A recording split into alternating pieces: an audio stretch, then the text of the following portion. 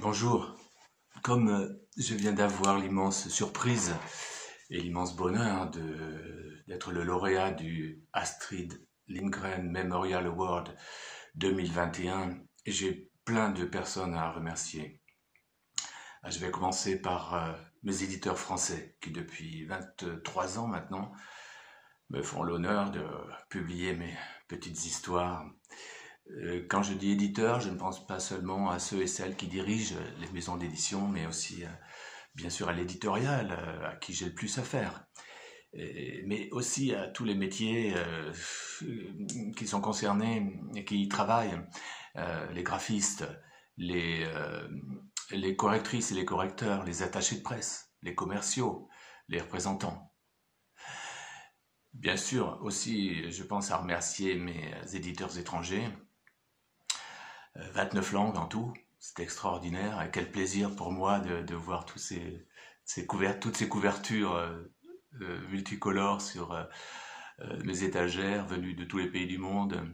Alors je vais citer en désordre Samokat en Russie, Baobab en République tchèque, Fabri et Risoli en Italie, Walker Books en Grande-Bretagne, Jacobi and Stewart en Allemagne, Castillo en Espagne, Chun Georam en Corée du Sud, Drakon Co en Estonie.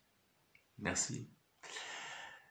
Je veux parler, et surtout ne pas oublier les libraires jeunesse, pour qui j'ai beaucoup d'admiration, qui reçoivent les cartons avec mes histoires dedans, qui les ouvrent, qui présentent les livres, qui les présentent à leurs lecteurs et lectrices, parce qu'ils trouvent le temps de lire en plus. Je suis admiratif. Je veux remercier les bibliothécaires qui m'ont tellement souvent accueilli dans leur bibliothèque, dans leur médiathèque. Les enseignants, bien sûr, les professeurs de français, les professeurs documentalistes, qui m'ont également accueilli si souvent dans leur CDI ou dans les classes, dans les salles de classe.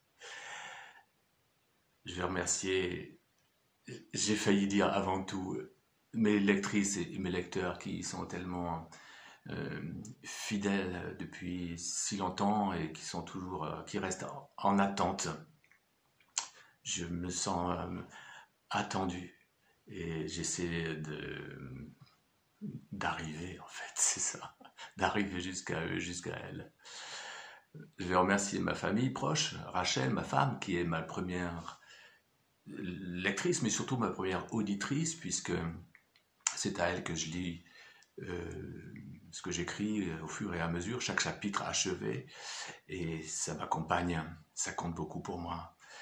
Mes deux enfants aussi, qui de la même façon me soutiennent depuis toujours, c'est très important aussi pour moi.